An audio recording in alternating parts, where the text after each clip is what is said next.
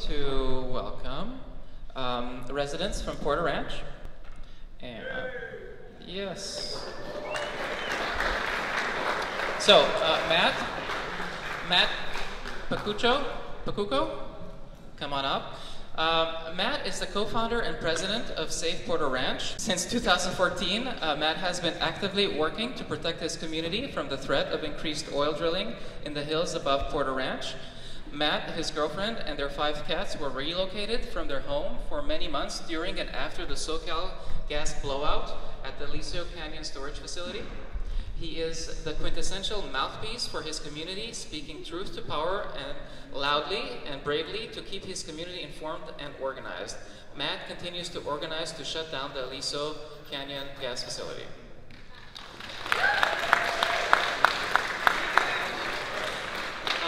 Lori is also here. She's a resident from Porter Ranch, has lived in Porter Ranch since 2000, has a BA in hospitality management from Washington State University, and has always been an active member of her community through involvement with local school and PTA. Now Lori and her daughter are still suffering from the ill effects of gas blowout and want to shut down the Aliso Canyon facility forever. And is Andrew here? Okay, Andrew. Andrew is a Northridge resident, Porter Ranch neighbor, and council treasurer. Andrew is an accountant, father of 5, husband, and now activist and community leader working to shut down the Aliso Canyon gas storage facility. He and his family were sickened by the toxic fumes from Aliso Canyon and were relocated for months during and after the blowout. So we're going to have Lori start. Good morning. It's nice to see so many of you here today. I've been a resident of Porter Ranch for 17 years. My husband and I bought our first home in Porter Ranch shortly after our daughter's first birthday. We were given no real estate disclosures of the proximity of our home to the 2nd largest natural gas storage facility in the United States, and we weren't even aware of its existence until years after we'd moved in. At the end of October and early in November of 2015, I received 2 letters from SoCal Gas with information about a gas leak at Aliso Canyon that they assured would soon be repaired. Over the next few weeks, my family often smelled the stench of mercaptans. I had become ill even before we received the gas company's first notification, and as the blowout continued, the cumulative effects became worse. I had a migraine headache that never let up, constant nausea, diarrhea, burning intestinal pain, aching joints and muscles, a racing heartbeat, shortness of breath, a constant hawking cough, and wheezing. And I lost about half my head of hair. I could barely force myself to get out of bed in the morning and felt extremely dizzy, dazed, and confused most of the time and could barely function. The health department had ordered SCG to relocate those who lived within 3 miles of the blowout and those who were suffering symptoms. But they continually assured us that mercaptans were the substance causing all of our quote-unquote discomfort and illnesses, and that our exposure to huge amounts of methane and mercaptan were harmless, and that any other exposures to chemicals were within safe amounts. Meanwhile, the health department had also ordered SCG to provide air purification for those who stayed in their homes. I stood in line outside for an hour and a half in front of SCG's guarded storefront in Porter Ranch, almost fainting and vomiting from the stench of mercaptans. I filled out an order to get approval to purchase 2 air purifiers and waited to hear from the gas company. I contacted them after not receiving the promised call or email. They had no record of my order. I placed the order once again over the phone and once again waited. I called again and was warned that ordering again would hold up my order. When I finally got approval in December to order air purifiers for our home, all the approved HEPA air purifiers in the entire Los Angeles area were sold out. I ordered them online. It took weeks for me to be reimbursed the $1,100. This was my introduction to the lengths the gas company would go to save money and get out of their court-ordered obligations. Meanwhile, my daughter had spent her entire 3-week Christmas break in bed with bloody noses, migraines, coughing, shortness of breath. She was vomiting and had diarrhea. Her eyelids swelled up horribly and turned bright red, and then the skin peeled off. By this time, she and I were both desperate to relocate. I no longer believed the health department or SCD proclaiming that there would be no long-term health effects from the poisons we were being bombarded with, as I was now aware that there had never been a natural gas blowout of this magnitude. So how could the long-term effects on our health to these extreme exposures even be known? Even so, our lives were completely upheaved. While suffering from all the symptoms of poisoning and barely able to function, we had to pack up all our bedding, clothing, computers, everything we needed to try and exist normally while we relocated. We started hearing through social media that many who returned home became very ill. The health department, meanwhile, ordered a protocol cleaning of all homes within the 3-mile evacuated area. The gas company played games with this as well, making it as difficult as possible to get an appointment for cleaning. Emails links sent to me did not work, the phone numbers were changed, and then the cleaning was suspended because the gas company sent in Mary Maid type cleaners for the hazardous cleaning that needed to be performed. We had to pack up our entire house except for heavy furniture. Our cleaning was not done to the health department protocol. I hired someone afterwards to help me complete, to my ability, the HEPA cleaning and wiping needed to be done. I had to clean and wash all of our belongings, clothing, and bedding, and put my entire house back together. Our symptoms to this day have continued. They're not constant, but definitely correspond to leaks and spikes in methane levels shown on our community's fence lines system.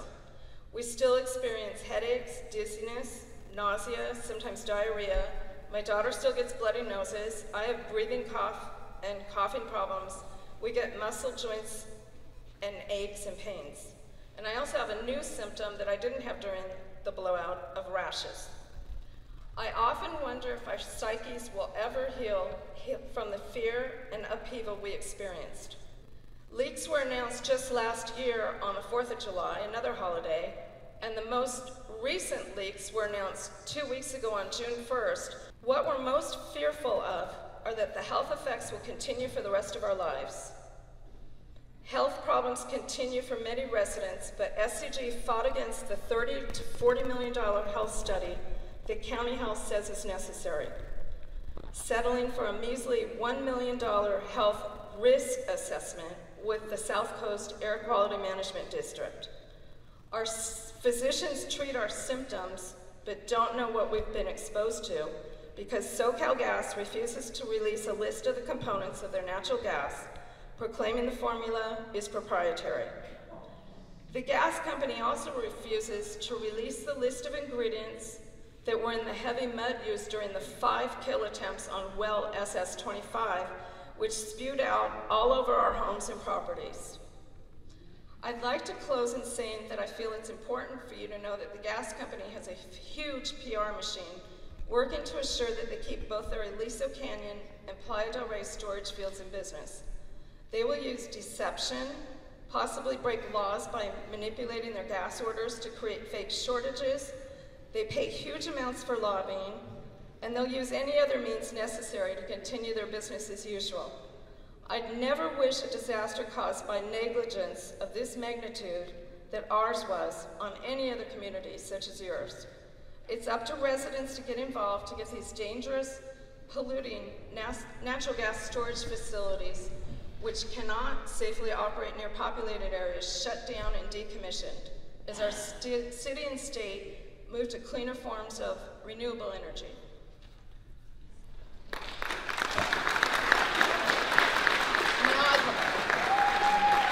I'd like to introduce Andrew Crown.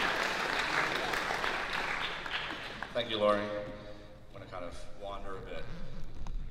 There's a quote, a favorite of mine. Never doubt that a small group of thoughtful, committed citizens can change the world. Because in fact, that's all who do. My name is Andrew Crown. As was stated earlier, I have 5 small children. We spent 5 months in a hotel about 35 miles from our home after being denied relocation because we weren't within the 3 miles. We were about 4. And the gas company had the audacity to tell me that the gas knows boundaries. The gas knew where the freeway was, and I lived on the other side. and that gas would just stop. It wouldn't continue to blow in the wind. It wouldn't continue to poison people farther and farther away. So they made me stay with my family in our home, which turned out to be one of the worst symptom areas there was, for weeks. We didn't end up going to a hotel until the middle of January, only to return in June. At this time, I had children ranging from 8 years old to 1. So imagine 7 people, 3 of whom go to elementary school, another one in preschool, having to commute. It was, to say hell, it was an understatement. You know, it was vacation maybe for the first few days. And then it just became, you know, a real nightmare for the kids, getting home late, not being able to do homework, getting up earlier to go to school. I would not wish this on anyone, and yet I will tell you that of our community, I'm still probably one of the lucky ones. I know people who moved out further, out into the Oxnard, Camarillo area. Okay, people who got sicker than we did, though all of us did have symptoms ranging from nosebleeds to vertigo, to blurry vision, to migraines, to dizziness. I mean, it's all the same. These are classic symptoms of multiple toxic exposure from this industry. Thank you very much for having me out today, for being here today. You know, all of us are busy, we all have busy lives, but to take time and sacrifice is the only way we're going to make positive change. Prior to the Aliso Canyon blowout, I was not an activist. I was not a member of my local neighborhood council. I was just a dad and a husband and an employee, and we just went about our normal life. I lived in Porter Ranch my entire life, 41 years as a toddler. I used to hike up in the hills in front of Aliso Canyon. I used to play in runoff areas that now are homes and shopping centers, but back then were just empty dirt lots. My parents bought their house original in the community 40 plus years ago, and there is not a soul in that community who knew what was up in our hills and the extent of what was up in our hills. The cockroaches were able to exist without the light being shown on them. I want to spend a minute and really get you fired up, and I apologize, I came late because as I've talked a moment ago about the many, many children that I have been responsible for, I had many activities as in summer break, and so I didn't get here until about 10:40. I want to spend a minute and educate you on who the enemy is and what they are willing to do, because without knowing thy enemy, we cannot defeat thy enemy. Okay? SoCal Gas is a toddler. For any of you who have toddlers, like I do, they're a toddler. And in our community, they spilled their milk. And then they ran away and claimed the victim. I don't want to clean my milk up. The milk isn't a big deal. It's like not even there. What are you talking about? But honey, I see it right there on the floor. You need to clean up your mess. You need to relocate those who are sick. You need to clean their homes appropriately. You need to repay those people who have been paying out of pocket for these, for all these months. You need to ensure us, as you promised us publicly in their 5 pillars that they put out, and I gather they did something similar here as well, that one of the issues you're going to do is repay people timely, and you're going to do an analysis to determine the facility is safe. You've committed publicly to do these things. Well, now they just don't care. Because what leverage do we have as a community to make them do this? And the answer is very little. Unless we bind together and we stand up, we link arms, and we push on our neighborhood councils. Neighborhood councils are there to do the will of the community. We get 20 or 30 people at our neighborhood council meetings. I've been to others where there's like 2. If you want change, demand it. If you want change, show up. If you do these things, I'm not going to tell you you may have change. You will. Because these organizations exist and pollute and poison and kill people because no one stands up and tells them no. I've been to Sacramento many times, and I know I've been close on time, so I'll wrap. I've been to Sacramento many times to fight for SB 57 because our community demands to know what happened. And I believe Southern California demands to know what happened because the wells that we have in Aliso Canyon are the same wells you have here at Playa. They're the same wells in Honor Rancho. They are old, decrepit, reused wells that have no business being in the ground, let alone in operation. Politicians are not used to being confronted by citizens. They're used to just business as usual. Paid lobbyists come up, they walk up, they say, I support that bill, thanks so much, and they leave. They are not used to folks like up here, folks like you all, going and taking the effort and making the effort to go up there and say, this isn't right. It causes them pause, and it forces them to really look at the issue. A year ago, if you went to Sacramento and cornered somebody in the back closet off the record and said, what are the real chances that we're going to get Aliso Canyon shut down permanently?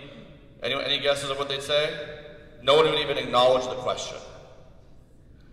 It's unfathomable. Last time I went up, not on this last trip, but the last time I went up, the talk in the hallway is not of, well, maybe. It's that it's really now an inevitability.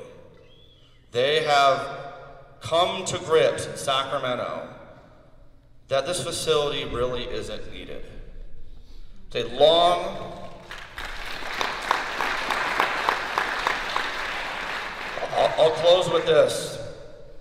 We all want justice now.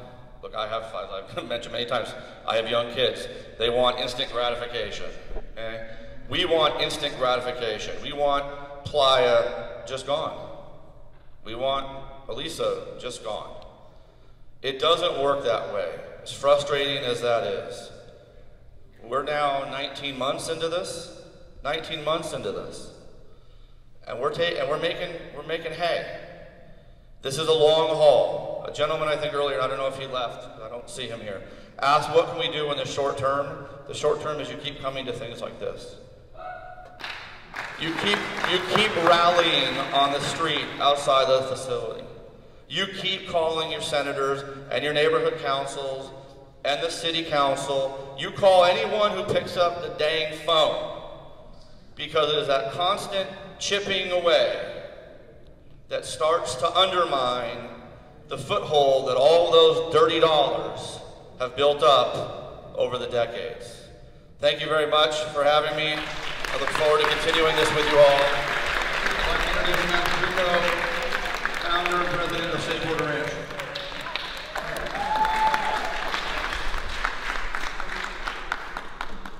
Hey, thank you, Andrew, and everybody. It's great to see all these people here, and it's going to take a lot more to, I guess, eventually shut down this facility. Yeah, Safe Porter Ranch was started in April 2014, way before the blowout, a year and a half before, because we started going door to door. To make a long story short, we found out that all the health problems attributed to the blowout were going on way before the blowout for years, even decades.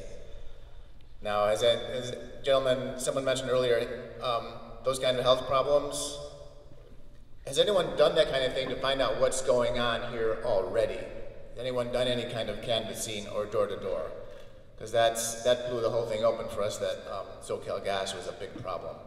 And I drove by that facility today. I haven't been out this way in maybe a year, and I did not see, well, they didn't have it a year ago, all that facility there. I was like blown away. And then there's homes just right next door. It's like, you guys are way closer to this. It seems like what I learned here today have a lot more problems with that facility than even we have in Porter Ranch. So it's very concerning to see the proximity. So what did we do? What did we do in Porter Ranch when the blowout happened and SoCal Gas says there was no blowout? We had to get proactive.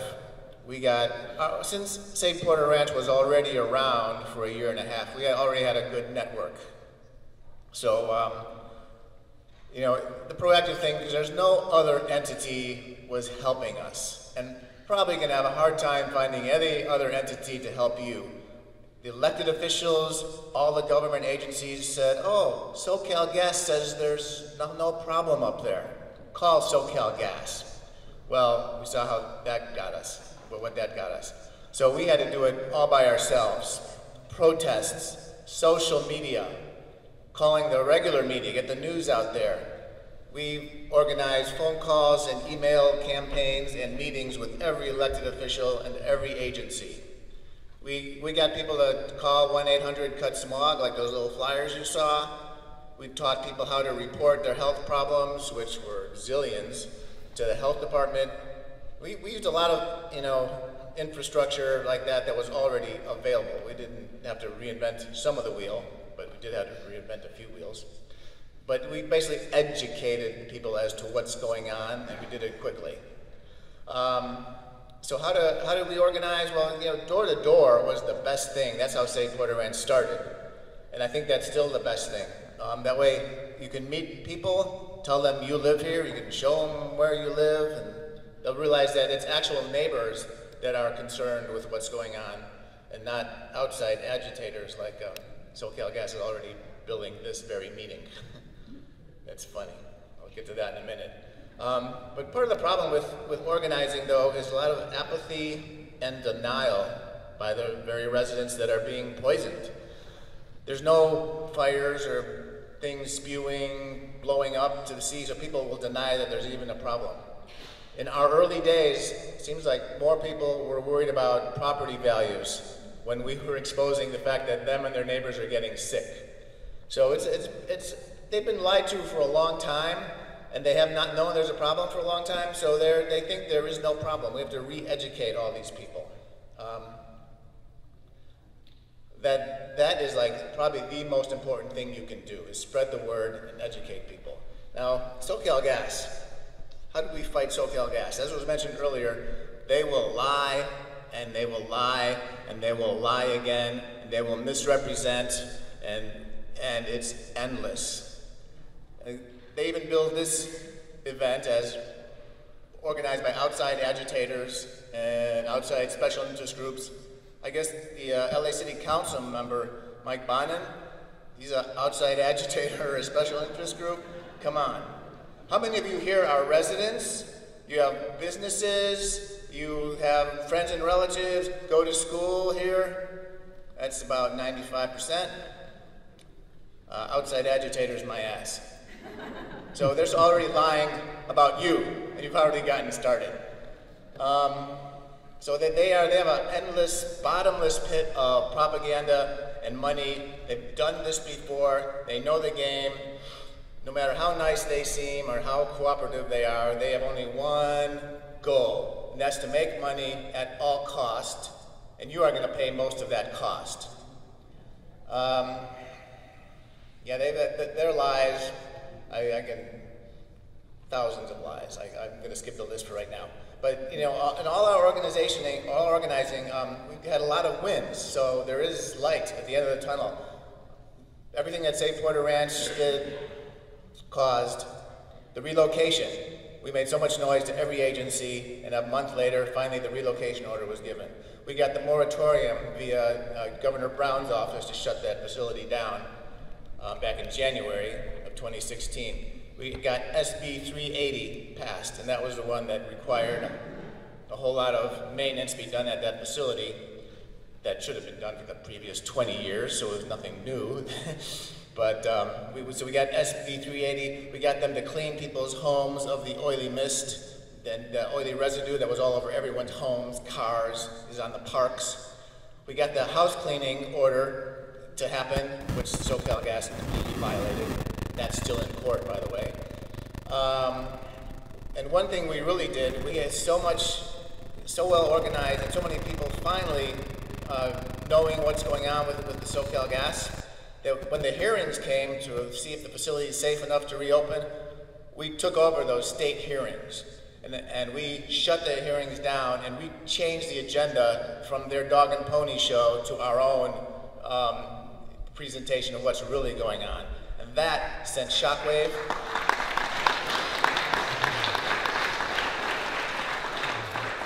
That sent shockwaves to Sacramento, and I think that alone has kept them from reopening that facility. And of course, SoCalGas recently has lied, referring to this meeting here, saying that that was outside interests that shut down those meetings. No, that was hundreds of Porter Ranch residents that shut down those meetings. So, I'll wrap up with saying, guys, it's up to you. Mama ain't coming. Nobody cares. If they care more about their job and some lax regulations than actually helping you. But it's our biggest enemy, by far. Our biggest enemy in this whole process is elected officials and our government agencies that we're paying to protect us. They are our biggest enemy. I swear to God, we expect SoCalGas to fight and claw tooth and nail to keep their money flowing. We expect that. We expect every dirty, rotten trick that they pull. I would do it too if I was fighting for my life. But to see that same crap come from our elected officials, that's our biggest enemy. That's who we really have to fight here. Thank you.